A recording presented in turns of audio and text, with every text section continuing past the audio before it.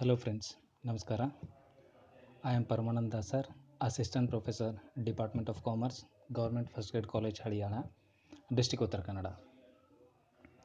ಇವತ್ತು ಈ ವಿಡಿಯೋದಲ್ಲಿ ಕರ್ನಾಟಕ ವಿಶ್ವವಿದ್ಯಾಲಯದ BCom 4ನೇ ಸೆಮಿಸ್ಟರ್ನ ಇಂಡಿಯನ್ ಫೈನಾನ್ಷಿಯಲ್ ಸಿಸ್ಟಮ್ IFS ಅನ್ನೋ ಸಬ್ಜೆಕ್ಟ್ನಲ್ಲಿ ಬರ್ತಿರ್ತಕ್ಕಂಥ ಕೊನೆಯ ಅಧ್ಯಾಯ financial regulations and financial regulators in India ಅನ್ನೋ ವಿಷಯದ ಮೇಲೆ ಒಂದಿಷ್ಟು ಸಂಕ್ಷಿಪ್ತ ಮಾಹಿತಿಯನ್ನು ಅಥವಾ ಉಪಯುಕ್ತ ಮಾಹಿತಿಯನ್ನು ನಿಮ್ಮ ಜೊತೆ ಹಂಚ್ಕೊಳ್ತಾ ಇದ್ದೇನೆ. So let us start. What is financial regulation? Financial regulation ಅಂದರೆ ಏನು? ಅಂದರೆ ಹಣಕಾಸಿನ ನಿಬಂಧನೆ ಅಥವಾ ಹಣಕಾಸಿನ ನಿಯಮ ಅಂತಂದರೆ ಏನು? I think before going to understand financial regulation, it is very important to understand what is financial institution. ಹಣಕಾಸಿನ ನಿಬಂಧನೆಗಳನ್ನು ತಿಳಿಯೋಕ್ಕಿಂತ ಮುಂಚೆ ಹಣಕಾಸಿನ ಸಂಸ್ಥೆಗಳು ಅಂದರೆ ಏನು ಅನ್ನೋದನ್ನು ತಿಳ್ಕೊಳ್ಳೋದು ತುಂಬ ಉಪಯುಕ್ತ ಅನಿಸುತ್ತೆ. So let us start. What is financial institution? What are financial institutions? Financial institutions are organizations that conduct the financial transactions like accepting deposits, extending loans, investments, or even we can say that simply exchanging of money are called as financial institutions.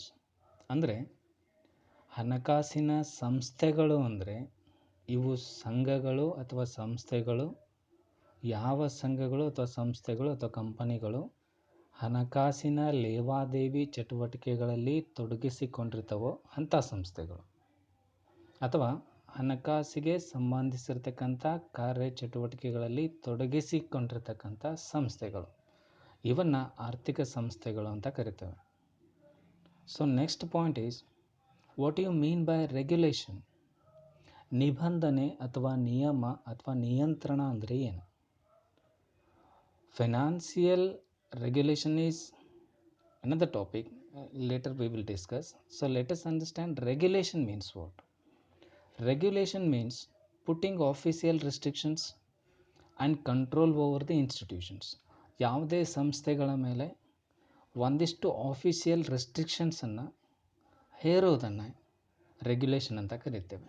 So ಈಗ financial regulation ಅಂದರೆ, financial regulation means putting some official restrictions or some supervision to or on financial institutions are called financial regulations. So the institutions which are putting some official restrictions on financial institutions are called as financial regulators. ಅಂದರೆ ಹಣಕಾಸಿನ ಸಂಸ್ಥೆಗಳ ಮೇಲೆ ನಿಯಮಗಳನ್ನು ಅಥವಾ ನಿರ್ಬಂಧನೆಗಳನ್ನು ಅಥವಾ ಕಾನೂನುಗಳನ್ನು ಮಾಡ್ತಕ್ಕಂಥ ಸಂಸ್ಥೆಗಳಿಗೆ ಅಥವಾ ಗೌರ್ಮೆಂಟ್ ಅಥಾರಿಟೀಸ್ಗಳಿಗೆ ಫೈನಾನ್ಷಿಯಲ್ ರೆಗ್ಯುಲೇಟರ್ಸ್ ಅಂತ ಕರಿತೇವೆ. So try to understand. Financial transactions, ಹಣಕಾಸಿನ ಚಟುವಟಿಕೆಗಳು ಅಂದರೆ ಹಣಕಾಸಿನ ಲೇವಾದೇವಿ. ಫೈನಾನ್ಷಿಯಲ್ ಇನ್ಸ್ಟಿಟ್ಯೂಷನ್ಸ್ ಅಂದರೆ ಹಣಕಾಸಿನ ಲೇವಾದೇವಿ ಮಾಡ್ತಕ್ಕಂಥ ಸಂಸ್ಥೆಗಳು.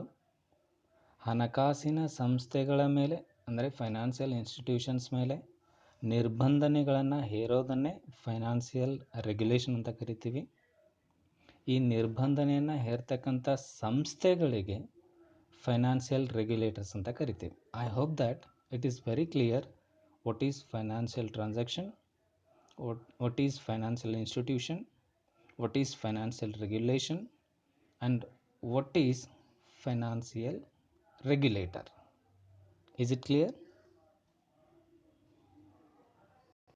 I hope these all points are clear.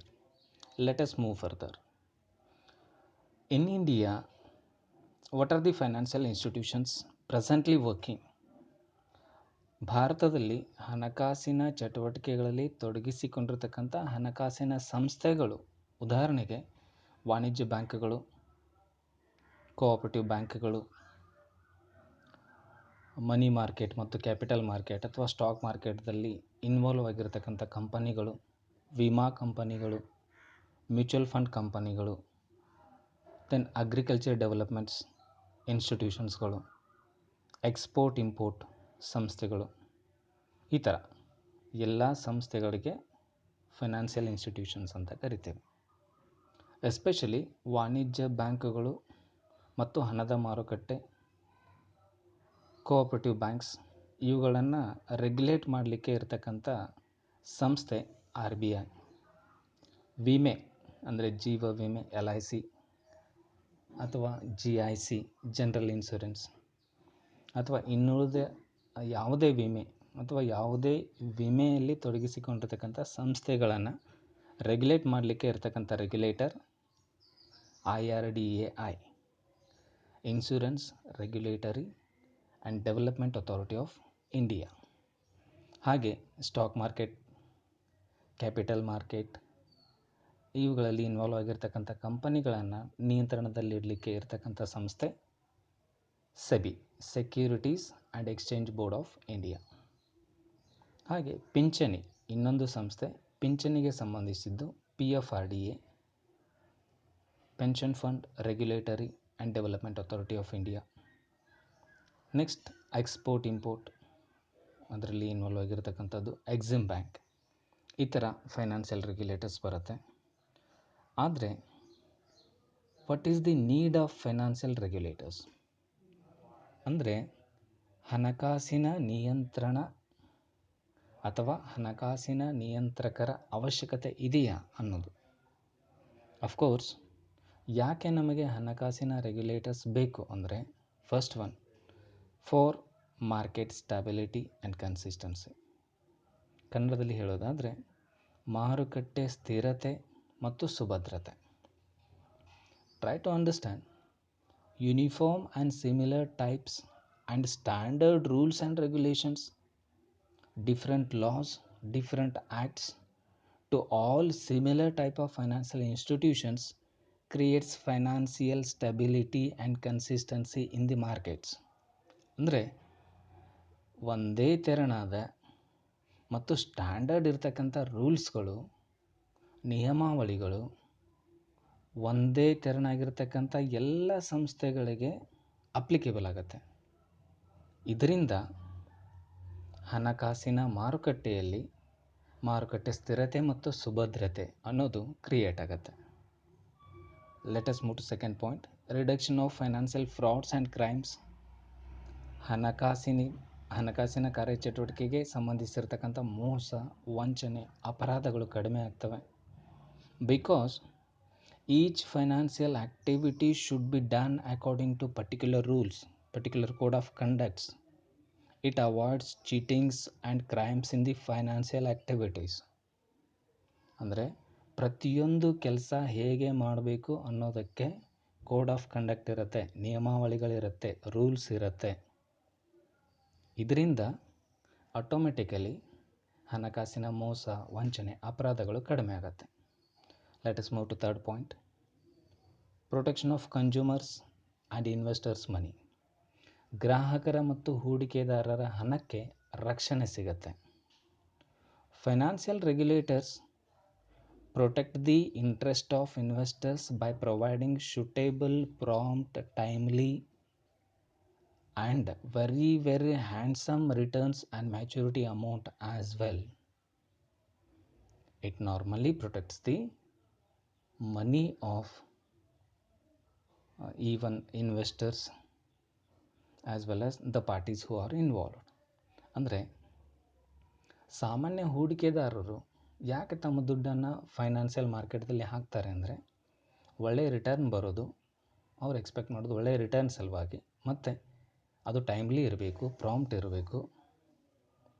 Maturity amount ಯಾವಾಗ ಕೇಳ್ತೀವಲ್ಲ ಆವಾಗ ಮ್ಯಾಚುರಿಟಿ ಅಮೌಂಟ್ ನಮಗೆ ಯಾವುದೇ ರೀತಿ ಮೋಸ ಆಗದೆ ಸಿಗಬೇಕು. ಇದನ್ನು ಎಕ್ಸ್ಪೆಕ್ಟ್ ಮಾಡ್ತೀವಿ. ಇದನ್ನು ಕೊಡೋದು ಹಣಕಾಸಿನ regulators. Let us move to fourth point, increases investors and market confidence. Definitely financial institutions are answerable to financial regulators, hence they never involve in malpractices. It improves investors and market confidence automatically. ಮೇಲಿನ ಎಲ್ಲ ಅಂದರೆ ಮಾರುಕಟ್ಟೆ ಸ್ಥಿರತೆ ಮತ್ತು ಸುಭದ್ರತೆಯನ್ನು ಒದಗಿಸುವುದರ ಮೂಲಕ, ಹಣಕಾಸಿನ ಮೋಸ, ವಂಚನೆ, ಅಪರಾಧಗಳನ್ನು ಕಡಿಮೆ ಮಾಡೋದರ ಮೂಲಕ, ಗ್ರಾಹಕರ ಮತ್ತು ಹೂಡಿಕೆದಾರರಿಗೆ ಹಣಕ್ಕೆ ರಕ್ಷಣೆ ಒದಗಿಸುವುದರ ಮೂಲಕ ಹೂಡಿಕೆದಾರರ ವಿಶ್ವಾಸವನ್ನು ಅಧಿಕಗೊಳಿಸೋದರಲ್ಲಿ ಎರಡು ಮಾತಿಲ್ಲ. ಸೊ ಇದು ಫೈನಾನ್ಷಿಯಲ್ ರೆಗ್ಯುಲೇಟರ್ಸ್ನ ಅವಶ್ಯಕತೆ. Next, what are the major financial regulators in India? As I told, ಸ್ಟಾರ್ಟಿಂಗಲ್ಲಿ ಹೇಳಿರೋ ಹಾಗೆ reserve bank of India RBI, national bank for agriculture and rural development, NABARD bank ಅಂತ ಏನು ಕರಿತೇವೆ ಅದು, ಕೃಷಿ ಮತ್ತು ಗ್ರಾಮೀಣಾಭಿವೃದ್ಧಿ ರಾಷ್ಟ್ರೀಯ ಬ್ಯಾಂಕ್ ಅಂತ ಕರಿತೇವೆ, insurance regulatory and development authority IRDA, pension fund regulatory and development authority PFRDA, securities and exchange board of India SEBI, export import bank EXIM. ಈ ವಿಡಿಯೋದಲ್ಲಿ ಮೊದಲನೇ 3, ಸಾಧ್ಯ ಆದರೆ 4 ಇದರಲ್ಲಿ ಕವರ್ ಮಾಡ್ತೇನೆ. ಇನ್ನೊಂದು ವಿಡಿಯೋ ಮಾಡಿರ್ತೇನೆ, ಅದರಲ್ಲಿ same financial regulators in India, SEBI ಮತ್ತು PFRDA ಅಥವಾ EXIM ಯಾವುದು ಉಳಿಯುತ್ತೋ ಅದನ್ನು ನೋಡುವ. So let us start with RBI, reserve bank of India, ಭಾರತೀಯ ರಿಸರ್ವ್ ಬ್ಯಾಂಕ್ ಅಂತ ಕರಿತೇವೆ. ಇದರ ಹಿಸ್ಟ್ರಿ ನೋಡೋದಾದರೆ, I think in 1926 royal commission of India ಅಥವಾ ಹಿಲ್ಟನ್ ಯಂಗ್ ಕಮಿಷನ್ ಅಂತಲೂ ಕರೀತಾರೆ ಇದಕ್ಕೆ. ಇದು ಸೆಂಟ್ರಲ್ ಬ್ಯಾಂಕನ್ನು ರೆಕಮೆಂಡ್ ಮಾಡುತ್ತೆ. 1927ರಲ್ಲಿ ಆ ಬಿಲ್ ಪಾಸ್ ಆಗುತ್ತೆ. ಬಟ್ ಬಹುಮತ ಸಿಗದೇ ಇರೋ ಕಾರಣ ಬಿಲ್ಲನ್ನು ವಾಪಸ್ ತಗೊಳ್ತಾರೆ. But in 1934 RBI act pass ಆಗುತ್ತೆ. RBI starts its operation in April 1, 1935. 1935 April 1ರಂದು ಭಾರತೀಯ ರಿಸರ್ವ್ ಬ್ಯಾಂಕ್ ಸ್ಟಾರ್ಟ್ ಆಗುತ್ತೆ.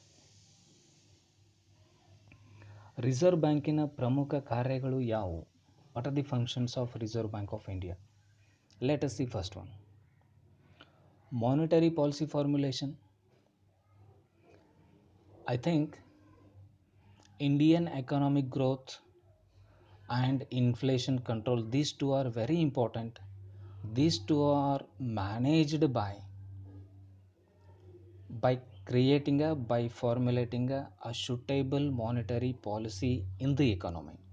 ಅಂದರೆ ಭಾರತದ ಅರ್ಥವ್ಯವಸ್ಥೆಯನ್ನು ಅಭಿವೃದ್ಧಿಪಡಿಸೋದು, ಭಾರತದಲ್ಲಿ ಇರ್ತಕ್ಕಂಥ ಹಣದುಬ್ಬರವನ್ನು ತಡೆಗಟ್ಟೋದ್ರು, ಇವು 2 ಉದ್ದೇಶಗಳನ್ನು ಇಟ್ಕೊಂಡು ಹಣಕಾಸಿನ ನೀತಿಯನ್ನು ಮಾಡ್ತಕ್ಕಂಥ ಕೆಲಸ ರಿಸರ್ವ್ ಬ್ಯಾಂಕ್ ಆಫ್ ಇಂಡಿಯಾ ಮಾಡುತ್ತೆ. ಇನ್ಫ್ಲೇಷನ್ನ ಕಂಟ್ರೋಲ್ ಮಾಡಲಿಕ್ಕೆ bank rate, repo rate, MFN, ಅದೇ ರೀತಿ CRR, SLR ಇವುಗಳನ್ನು ಅನುಷ್ಠಾನಕ್ಕೆ ತರುತ್ತೆ. ಸೊ ಇದು ಫಸ್ಟ್ ಒನ್, ಹಣಕಾಸಿನ ನೀತಿ ರಚನೆ ಮಾಡ್ತಕ್ಕಂಥ ಕೆಲಸ ರಿಸರ್ವ್ ಬ್ಯಾಂಕ್ ಆಫ್ ಇಂಡಿಯಾ ಮಾಡುತ್ತೆ. The second one, regulation and supervision of banking and NBFCs. Bank ಮತ್ತು ಬ್ಯಾಂಕೇತರ ಸಂಸ್ಥೆಗಳ ನಿಯಂತ್ರಣ ಮತ್ತು ಮೇಲ್ವಿಚಾರಣೆ ಕೆಲಸವನ್ನು RBI ಮಾಡುತ್ತೆ. ಹಣಕಾಸಿನ ನೀತಿ ರಚನೆ ಮಾಡೋದ್ರ ಜೊತೆಗೆ ಆ ನೀತಿಯನ್ನು ಅನುಷ್ಠಾನಕ್ಕೆ ತರಬೇಕಲ್ಲ, ನೀತಿಯನ್ನು ಅನುಷ್ಠಾನಕ್ಕೆ ತರೋದು ಬ್ಯಾಂಕ್ ಮತ್ತು ಬ್ಯಾಂಕೇತರ ಸಂಸ್ಥೆಗಳು. ಇವುಗಳ ಸಂಪೂರ್ಣ ನಿಯಂತ್ರಣ ಮತ್ತು ಮೇಲ್ವಿಚಾರಣೆಯನ್ನು ರಿಸರ್ವ್ ಬ್ಯಾಂಕ್ ಆಫ್ ಇಂಡಿಯಾ ಮಾಡುತ್ತೆ. The third one, monopoly of currency issue. ಇದು ತುಂಬ ಇಂಪಾರ್ಟೆಂಟ್ ಕೆಲಸ ಅಂತ ಹೇಳ್ಬೋದು. ಭಾರತದಲ್ಲಿ ಮೊನೊಪೊಲಿ ಇದೆ ರಿಸರ್ವ್ ಬ್ಯಾಂಕ್ ಆಫ್ ಇಂಡಿಯಾಕ್ಕೆ. ಯಾವುದೇ ಕರೆನ್ಸಿಯನ್ನು, ಅಂದರೆ ನಮ್ಮ ರಾಷ್ಟ್ರದ ಕರೆನ್ಸಿಯನ್ನು ಮುದ್ರಣ ಮಾಡ್ತಕ್ಕಂಥ ಏಕಸ್ವಾಮ್ಯ ಸಂಸ್ಥೆಯಾಗಿ ರಿಸರ್ವ್ ಬ್ಯಾಂಕ್ ಆಫ್ ಇಂಡಿಯಾ ಕೆಲಸ ಮಾಡುತ್ತೆ. The next point, banker to banks. ನಮಗೆ ದುಡ್ಡು ಬೇಕು ಅಂದರೆ ಅಥವಾ ನಮ್ಮಲ್ಲಿರೋ ದುಡ್ಡನ್ನು ನಾವು ಹೋಗಿ ಇಡೋದು ಬ್ಯಾಂಕ್ ಹತ್ರ. ಹಾಗೆ ಬ್ಯಾಂಕ್ಗಳು ತಮಗೆ ಬೇಕಾದಾಗ ದುಡ್ಡನ್ನು ತಗೊಳ್ಳೋದು ಅಥವಾ ತಮಗೆ ಬೇಕಾದಾಗ ದುಡ್ಡನ್ನು, ಹೆಚ್ಚಾದ ದುಡ್ಡನ್ನು ಇಡೋದು, ಈ ಥರ ಮಾಡೋದು ರಿಸರ್ವ್ ಬ್ಯಾಂಕ್ ಆಫ್ ಇಂಡಿಯಾದಲ್ಲಿ. ಅಂದರೆ CRR ಅಂತ ಕೇಳಿರ್ತೀರಿ, ಕ್ಯಾಶ್ ರಿಸರ್ವ್ ರೇಷಿಯೋ. ಇದು RBI ಹತ್ರ ಎಲ್ಲ ಬ್ಯಾಂಕ್ಗಳು ಮೇಂಟೈನ್ ಮಾಡ್ತಕ್ಕಂಥ ರಿಸರ್ವ್ ರೇಷಿಯೋ. ಯಾವಾಗ ಬ್ಯಾಂಕ್ ತನ್ನ ಅಮೌಂಟನ್ನು ಕಡಿಮೆ ಅಂತ ಫೀಲ್ ಮಾಡ್ಕೊಳ್ಳುತ್ತೋ ಆವಾಗ RBI ಆ CRRಲ್ಲಿ ಇರ್ತಕ್ಕಂಥ ದುಡ್ಡನ್ನು ಬ್ಯಾಂಕ್ಗಳಿಗೆ ಲೆಂಡ್ ಮಾಡುತ್ತೆ. ಅಂದರೆ ಬ್ಯಾಂಕ್ಗಳಿಗೆ ಬ್ಯಾಂಕರ್ ಆಗಿ ಕೆಲಸ ರಿಸರ್ವ್ ಬ್ಯಾಂಕ್ ಆಫ್ ಇಂಡಿಯಾ ಮಾಡುತ್ತೆ. Next is it acts as a banker to the government. ಭಾರತ ಸರ್ಕಾರಕ್ಕೆ ಬ್ಯಾಂಕ್ ಆಗಿ ಎಲ್ಲ ಹಣಕಾಸಿನ ಕೆಲಸಗಳನ್ನು ನೋಡ್ತಕ್ಕಂಥ ಪ್ರಮುಖ ಕಾರ್ಯವನ್ನು ರಿಸರ್ವ್ ಬ್ಯಾಂಕ್ ಆಫ್ ಇಂಡಿಯಾ ಮಾಡುತ್ತೆ. Then let us see the last point.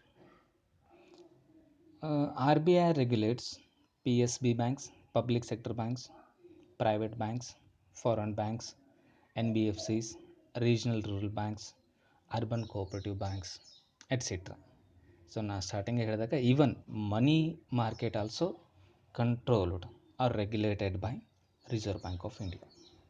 This is about okay. ಪ್ರಸ್ತುತದಲ್ಲಿ RBI ಗವರ್ನರ್ ಆಗಿ ಮಿಸ್ಟರ್ ಶಕ್ತಿಕಾಂತ್ ದಾಸ್ ಇದ್ದಾರೆ. ಡೆಪ್ಯೂಟಿ ಗವರ್ನರ್ಸ್ ಆಗಿ BP ಕನುಂಗ, NS ವಿಶ್ವನಾಥನ್, ವೀರಲ್ ಆಚಾರ್, ಮಹೇಶ್ ಕುಮಾರ್ ಜೈನ್ ಇದ್ದಾರೆ. ಎಕ್ಸ್ ಗವರ್ನರ್ ನಿಮ್ಗೆ ಗೊತ್ತಿರ್ಬೋದು ಉರ್ಜಿತ್ ಪಟೇಲ್, ರಘುರಾಮ್ ರಾಜನ್ ಇಂಥ ಫೇಮಸ್ ಐಕಾನ್ಸ್ ಎಲ್ಲ ಇದ್ದರು. ಹೆಡ್ ಕ್ವಾರ್ಟರ್ಸ್ ಇರೋದು RBIದು ಫೋರ್ಟ್ ಅಂದರೆ ಮುಂಬೈದಲ್ಲಿ. So let us move to second very important financial regulator in India. So that is NABARD. NABARD ಅಂದರೆ national bank for agriculture and rural development. ಕೃಷಿ ಮತ್ತು ಗ್ರಾಮೀಣಾಭಿವೃದ್ಧಿ ರಾಷ್ಟ್ರೀಯ bank. Definitely the NABARD looks after the credit activities for agriculture and other rural activities in India. ಭಾರತದಲ್ಲಿ ಕೃಷಿ ಮತ್ತು ಗ್ರಾಮೀಣಾಭಿವೃದ್ಧಿಗೆ ಸಂಬಂಧಿಸಿರತಕ್ಕಂಥ ಚಟುವಟಿಕೆಗಳಿಗೆ control ಮಾಡ್ತಕ್ಕಂಥ ಸಂಪೂರ್ಣ ಜವಾಬ್ದಾರಿ ನಬಾರ್ಡ್ಗಿರುತ್ತೆ. ನಬಾರ್ಡ್ ಎಸ್ಟಾಬ್ಲಿಷ್ಮೆಂಟ್ ನೋಡೋದಾದರೆ established on recommendation of B. Sivaraman committee in 1982 under NABARD Act 1981. B. Sivaraman committee ಇದು ರೆಕಮೆಂಡ್ ಮಾಡುತ್ತೆ. 1981 ನಬಾರ್ಡ್ ಆ್ಯಕ್ಟ್ ಪಾಸ್ ಆಗುತ್ತೆ. 1982ರಿಂದ ನಬಾರ್ಡ್ ಸಂಸ್ಥೆ ಪ್ರಸ್ತುತದಲ್ಲಿ ವರ್ಕ್ ಮಾಡ್ತಾಯಿದೆ. Earlier agriculture credit department, rural planning credit cell of RBI and agriculture refinance development corporation ಅಂದರೆ ಈ ಥರ 3 ಸಂಸ್ಥೆಗಳಿತ್ತು. ಈ 3 ಸಂಸ್ಥೆಗಳನ್ನು ರೀಪ್ಲೇಸ್ ಮಾಡಿ ನಬಾರ್ಡ್ ಅಂತ ಮಾಡಲಾಗಿದೆ. ನಬಾರ್ಡ್ ಫಂಕ್ಷನ್ಸ್ ನೋಡೋದಾದರೆ it acts as on apex body for meeting the credit needs of all types of agriculture and rural development activities. ಕೃಷಿ ಮತ್ತು ಗ್ರಾಮೀಣಾಭಿವೃದ್ಧಿ ಚಟುವಟಿಕೆಗಳಿಗೆ ಅವಶ್ಯಕವಾದಂಥ ಸಾಲದ ಸೌಲಭ್ಯವನ್ನು ನೀಡ್ತಕ್ಕಂಥ ಕೆಲಸವನ್ನು ನಬಾರ್ಡ್ ಮಾಡುತ್ತೆ. Second one, it provides refinancing facilities to state cooperative banks, land development banks, regional rural banks and other approved financial institutions for financing rural economic activities.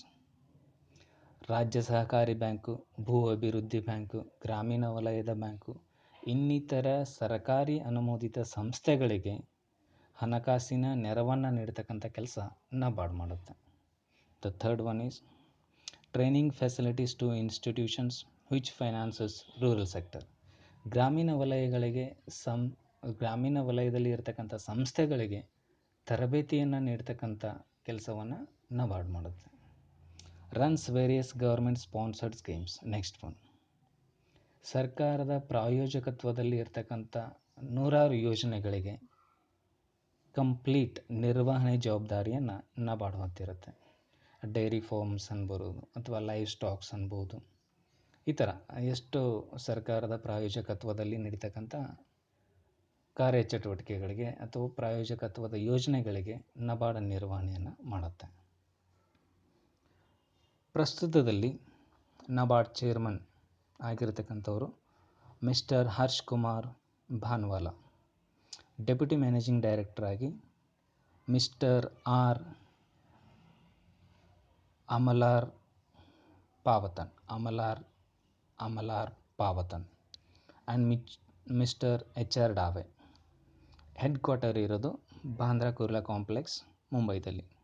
So ಇದು ನಬಾರ್ಡ್ ಕುರಿತಂಥ ಮಾಹಿತಿ.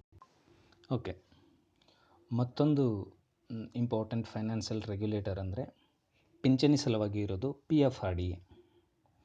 The government of India had in the year 1999 commissioned a national project titled OASIS, an acronym for Old Age Social and Income Security, to examine policy related to old age income security in India. Based on this OASIS report, the Government of India introduced a new defined contribution pension system for the new entrants to central and state government services. ಅಂದರೆ 1999ರಲ್ಲಿ OASIS ಅನ್ನೋ ಒಂದು scheme ಬರುತ್ತೆ. ಈ ಸ್ಕೀಮಲ್ಲಿ ಹೊಸ ಪೆನ್ಷನನ್ನು ಕೊಡ್ತಕ್ಕಂಥ contribution pension system ಅನ್ನೋದು amendment ಆಗುತ್ತೆ. ನಂತರ 23 August 2003 interim pension fund regulatory development authority, ಅಂದರೆ ಇದನ್ನು IPRDA 2003 ಬಿಲ್ ಅಂತ ಹೇಳ್ತೀವಿ. ಈ IPRDA 2003 ಬಿಲ್ ಪಾಸ್ ಆಗುತ್ತೆ. ಇದು ಕಂಪ್ಲೀಟ್ ರೆಸ್ಪಾನ್ಸಿಬಿಲಿಟಿಯನ್ನು ತಗೊಳುತ್ತೆ. ಓಲ್ಡ್ ಏಜ್ ಪೆನ್ಷನ್ ಏನು ಸ್ಕೀಮ್ ಇರುತ್ತಲ್ಲ, ಆ ಪೆನ್ಷನನ್ನು ಸಂಪೂರ್ಣ ನಿಯಂತ್ರಣ ಮಾಡ್ತಕ್ಕಂಥ ಜವಾಬ್ದಾರಿ IPRDAಗೆ 2003ಯಲ್ಲಿ ಸಿಗುತ್ತೆ. ಇದ್ರದ್ದು ಮೇನ್ ಕೆಲಸ ಅಂತಂದರೆ to promote, develop and regulate pension sector in India. ಭಾರತದಲ್ಲಿ ಪೆನ್ಷನ್ ಸೆಕ್ಟರನ್ನು ಪ್ರಮೋಟ್ ಮಾಡೋದು, ಡೆವಲಪ್ ಮಾಡೋದು ಮತ್ತು ರೆಗ್ಯುಲೇಟ್ ಮಾಡೋದು IPRDAದ ಮೂಲ ಉದ್ದೇಶ ಆಗಿರುತ್ತೆ. ಆದರೆ 2013ರಲ್ಲಿ ಪ್ರಣಬ್ ಮುಖರ್ಜಿ ಪ್ರೆಸಿಡೆಂಟ್ ಇದ್ದಾಗ ಇದು IPRDA ಬಿಲ್ 2003 ಅನ್ನೋದು ಅಮೆಂಡ್ ಆಗುತ್ತೆ. PFRDA ಅಂಥೇಳಿ 2013ರಲ್ಲಿ ಮತ್ತೊಂದು ಬಿಲ್ ಪಾಸ್ ಆಗುತ್ತೆ.